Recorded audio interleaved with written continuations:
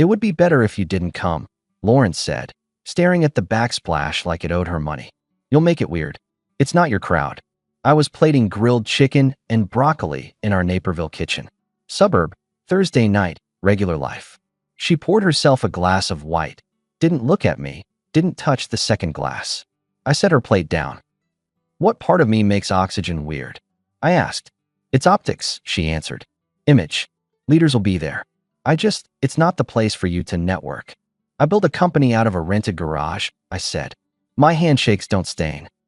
That's not what I mean, she went on. I'm trying to be seen a certain way. Independent. Polished. If you come, people assume I'm attached to your world. It's not helpful. So I should sit home so your story looks cleaner. It's one night, she said, cool as ice. Please don't come. If I'd known where it was headed, I would have taped the moment to the fridge like a hazard map. I leaned on the counter. One question. What exactly is wrong with me? She took a careful sip. Nothing is wrong with you. But this is my lane. You don't fit my circle tonight. Noted. She nodded like we closed a business ticket and picked up her fork. I ate. Quiet. While a clock I hadn't set started counting down. I didn't argue further. I just made a call after dishes to a VP I knew from a joint project years ago. He had an invite list. Funny thing about lists, they travel. The rooftop bar sat on the 26th floor. Friday air, river down below, lights carving the city. The event sign had the company logo and a soft directive, welcome leaders. I walked through with a simple badge, guest of Naomi Chun, Senior VP Strategy, because Naomi had asked me 3 months ago to speak to her team about scaling vendor reliability. She liked operators. I wore a navy jacket, no logo, no noise. Lauren was hard to miss. Black dress, sharp shoulders, hair up. She had a careful smile and a glass that never emptied. A tall guy hovered at her elbow, slick back hair, thin tie, expensive watch that wanted attention. He laughed before the punchlines. His hand landed on her arm too easily. She let it sit there like it belonged. Lauren noticed me as the elevator doors shut behind a group and the breeze pushed a napkin across the deck. Her smile froze. She slid in front of me, voice soft and teeth closed. Why are you here? Naomi invited me. I told her. Officially. She smiled wider for the room. Sit. Somewhere else, she whispered. You're making me self-conscious. Good thing I brought my own chair, I said. I didn't raise my voice. I didn't stand near her table. I walked to a free two-top near the edge where the view did the small talk. The waiter stopped. Drink. Scotch, I said. No drama. He smirked. I'll see what we can do. The tall guy with the glossy watch drifted closer to Lauren again. He leaned in when she laughed. I watched 2 minutes. Then my chair scraped, but not toward them. My business lives where value lives, so I walked to a cluster of women I knew from 3 tough years. Naomi, Dana, an investor who put money in my second warehouse when banks didn't understand inventory cycles, and Nora, who ran ops for a supplier I rescued when their trucks kept missing windows. Michael, Naomi said, bright but not fake. You made it. I did, I answered. How's your supply chain blood pressure? Better when you're on the phone, she said. She waved the waiter. He likes real drinks. Dana had a grin. You still refusing to sell? I'm still refusing to sell to people who'd ruin it, I said, taking the glass. Different thing. We talked freight rates, contracts, predictable boredom to most people. It was my language. The wind turned a strand of Nora's hair, and she pinned it back with a laugh. You missed the last panel, she said. They spoke innovation for 20 minutes and didn't say a verb. I deal in verbs, I said. It got a laugh that didn't need to impress anyone. Over Naomi's shoulder, I saw Lauren freeze. She had been mid-story with the wristwatch model. Now she was staring at our group. Me, 3 women who actually ran things. And her expression said the script flipped. She walked over with the guy half a step behind. Naomi, she chimed. I didn't realize you two knew each other. We go back, Naomi said. Michael saved me from a warehouse fire once. Paperwork fire. Actually worse. Lauren's smile tightened. The guy stuck out a hand. Ethan, he said. Corporate development. Michael, I replied. We shook once. Neutral. Lauren's a star. Ethan added with a glance down at her dress like he owned the reflection. She's our secret weapon. She's good at what she does, I agreed. When people let her do it. Lauren breathed like she was counting. Can we talk? She murmured at me. Later, I said. I'm with friends. Please, she insisted. Just a second. I'm not disrupting your table, I answered. You don't need me near it. Your words. Naomi watched us, eyebrows up but silent. Dana looked amused. Nora sipped. Lauren went back to her cluster. Ethan leaned in again, low, like he had a backstage pass to every conversation. They shared a joke I didn't hear, and Lauren laughed too loud for the punchline. The night moved. My glass lowered. I kept the chair. An hour later, I stood to leave. Naomi squeezed my shoulder. If you decide to speak to my team again, name the time. Send me 3 windows, I said. Go easy, Dana murmured, not unkind. I'm always easy, I said. I just don't run on other people's optics. On my way past Lauren's table, she paused mid-sentence. Michael, enjoy your night, I told her. I'll see you at home. She flinched a millimeter. Ethan watched me go like he had notes to take. The garage door rolled up at 11. I hung the jacket, washed my hands, and put the Scotch glass in the dishwasher because I like habits more than speeches. Lauren came in a minute later, heels in hand, face set. What was that? She fired. Me having a beverage and a conversation, I said. You knew I asked you not to come. You asked me to stay invisible so your image stays pure. I don't do invisible. You embarrassed me, she said, dropping the shoes on the rug. You made it a thing. I didn't say a word at your table, I replied. I sat away. You told me to. You told me to sit elsewhere, so I did. That's not a thing. That's compliance. Her hands went to her hips. It's the vibe. I'm trying to build something there. By pretending you don't have a husband? By not being defined by you. She paced a step. You don't understand that world. They judge everything. If I show up with you, they put me in a box. Which box is worse than the one where I'm airbrushed out? It's complicated, she said. It's convenient, I said back. You want to be seen as independent. Fine. Don't use me as the price tag. That's not fair, she snapped. I sat in the corner and talked shop with people who've been with me since year 2. That bothered you because my circle doesn't need your permission. That's all it was. You're impossible. No, I corrected. I'm consistent.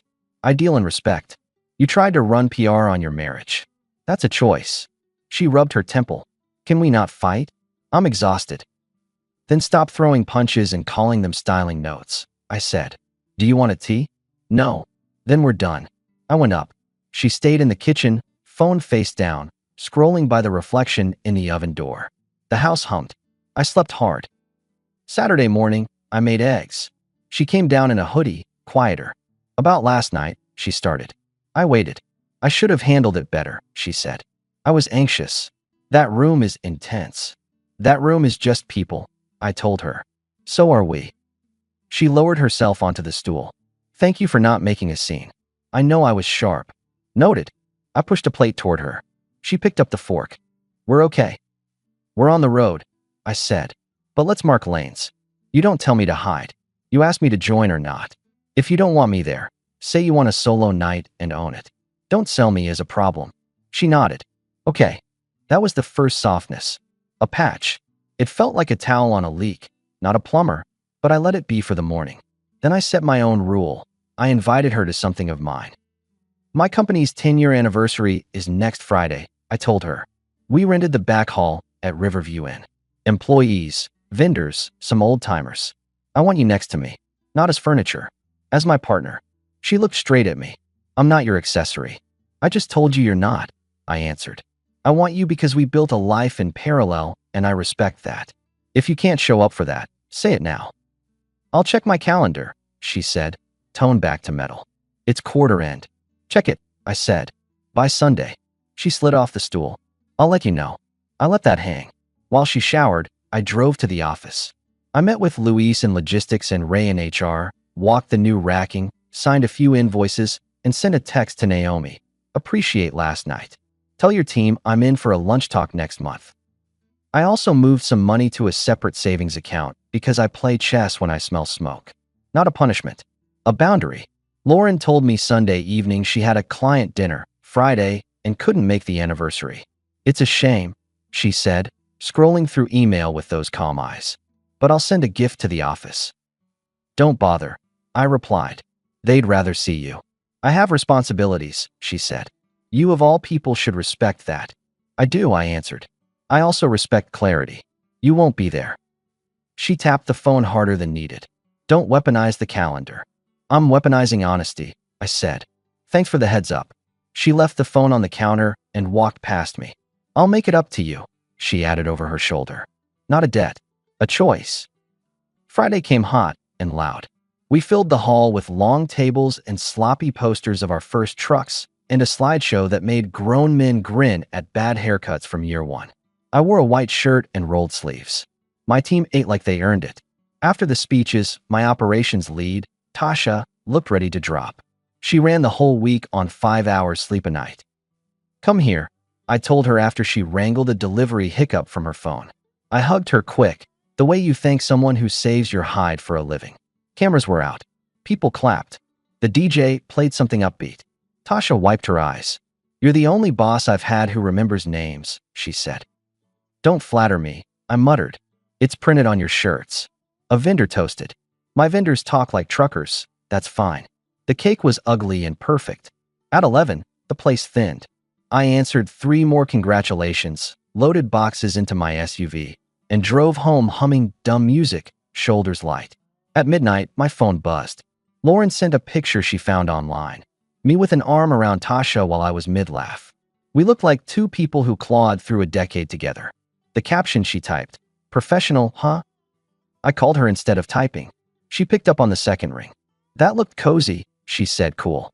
Tasha ran ops for 10 years, I said. That's called gratitude. You were holding her. I was thanking her. Everyone saw. Everyone who built this company saw their teammate get a gold watch that isn't on her wrist, I said. You didn't want to be there. You declined. Don't rewrite it like I broke a rule we didn't have.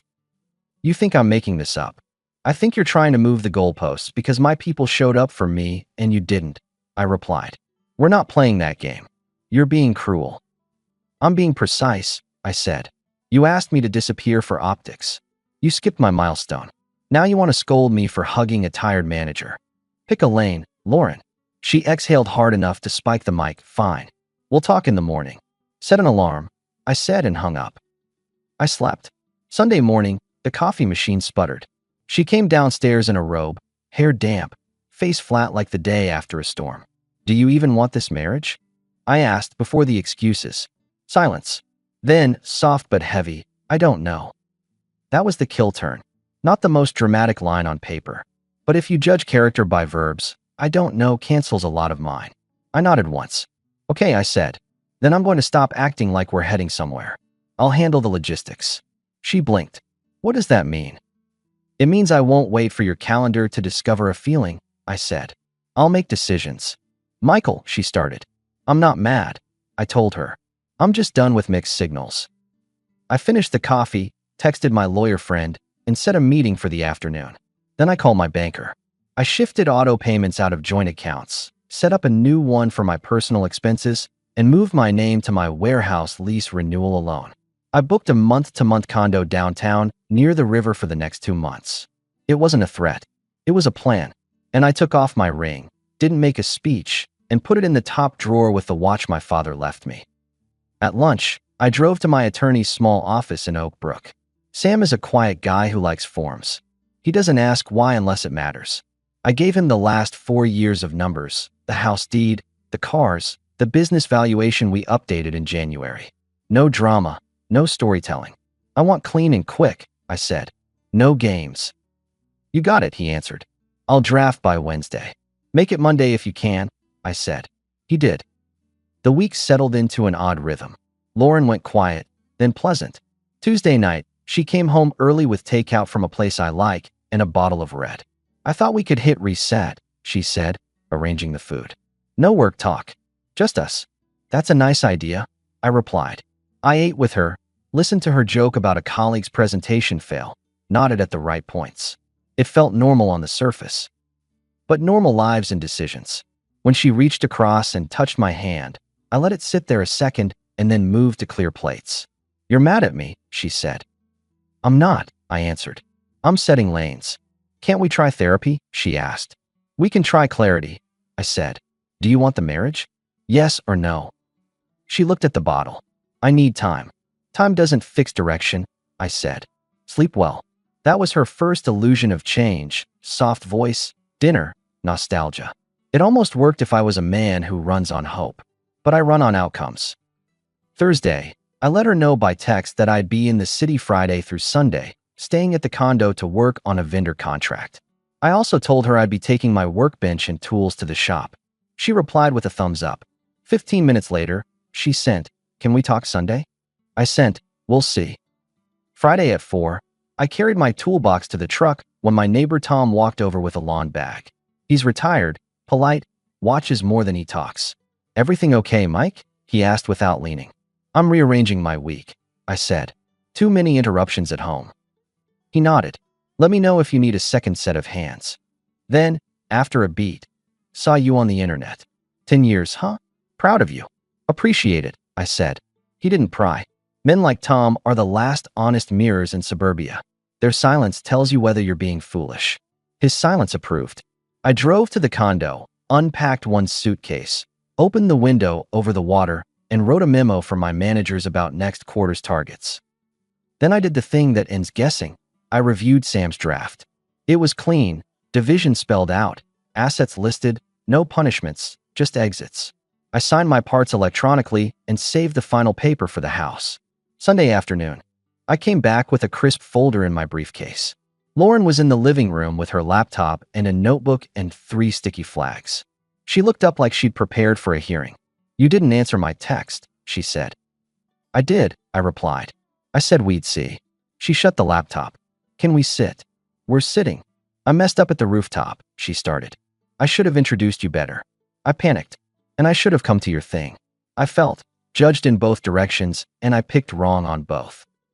I nodded once. "That's coherent." "I don't want to lose us," she said, leaning forward, voice low, eyes wet but not sloppy. "I know I've been distant. Work sucked me in, and I get tunnel vision. I want to do better." "What does better mean?" I asked. "Boundaries with work," she said quickly. "Actually leaving by 8. Putting my phone away at dinner. Saying no sometimes. All good habits," I said. "What about respect?" "I respect you," she shot back, wounded. "You respected my request to not be a PR problem," I answered. "Respect means you don't ask me to vanish so you can look single to a club you want to join, then punish me for showing up as a husband to my own life. That's not what It is exactly what you did. You wanted to be graded by a set that pretends relationships are a liability, so you broke the pencil over my name." Her second illusion came out fast. She scooted closer on the sofa, her hand on my thigh, a softness I hadn't seen in months. "I miss you," she whispered. "I miss us. I miss us when us exists," I said. "Lately it's you and a brand." She pulled back a half inch. "We can fix it," she pressed. "We can go away next month. Just us. I'll talk to my boss about shifting the account. You told me you don't know if you want this marriage." I cut in. "You don't get to sell a vacation while that's still your headline." "It was a bad morning," she tried. "I treat words as contracts," I said. "Even bad ones." We sat in the quiet you hear when someone's map is wrong and they know it.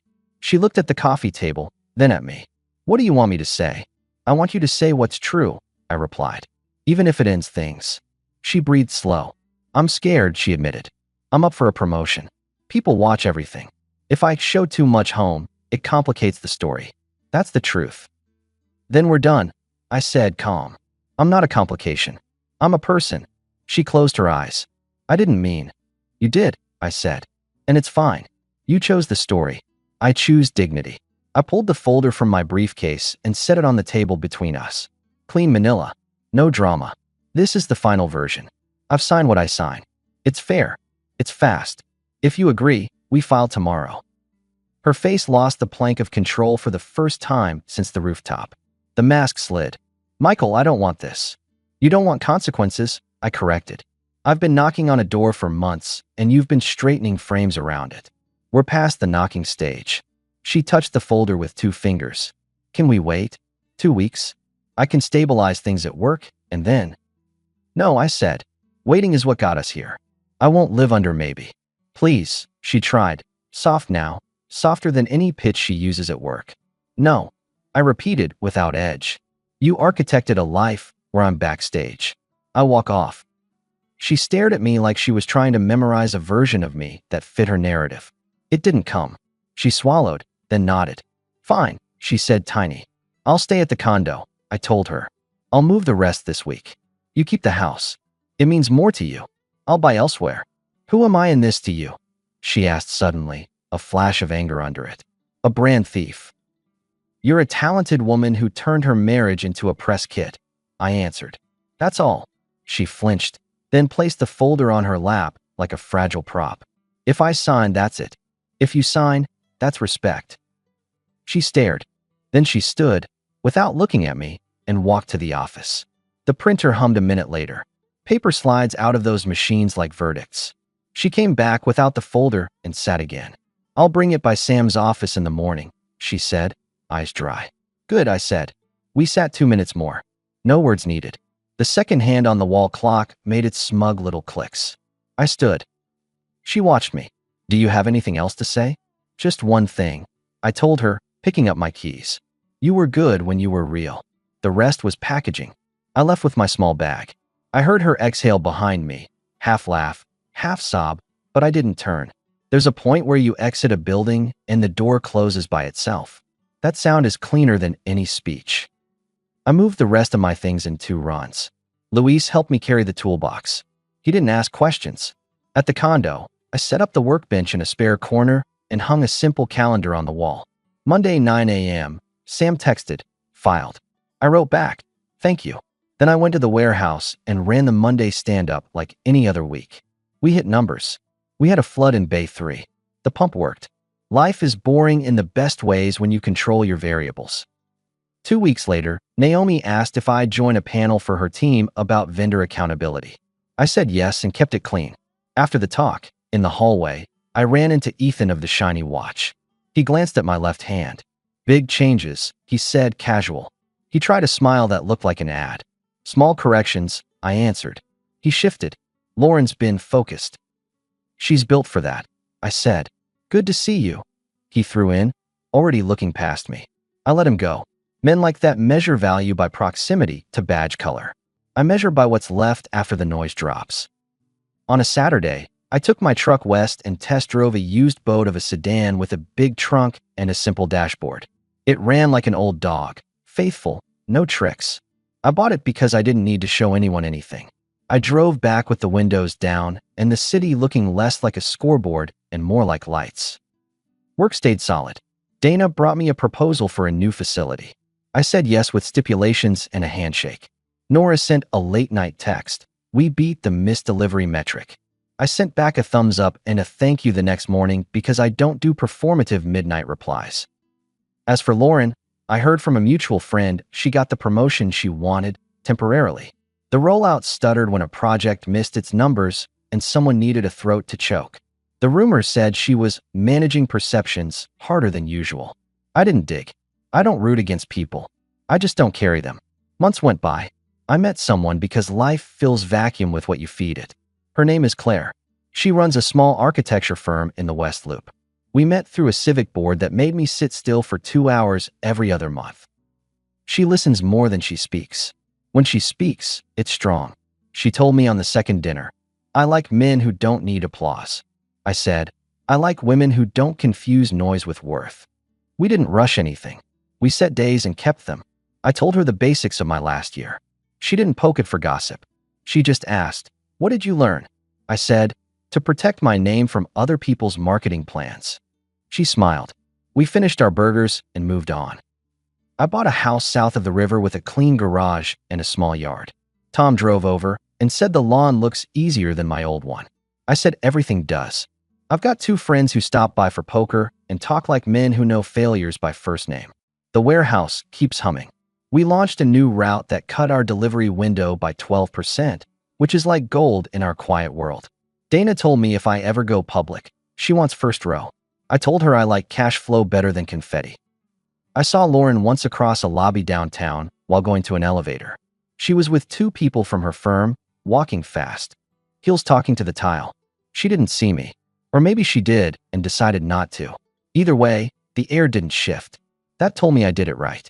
I didn't leave drama behind. I left a stage. If you want a ribbon on the story, here it is. I didn't win anything external. I removed something corrosive from my daily life and kept what worked. I don't miss being told to sit at another table. I stand where I choose, next to people who don't need to crop me out for points. And the last thing I said in our house, in case anyone needs an exit line, is the only thing that mattered. You were good when you were real. I'm building a life that only has room for that.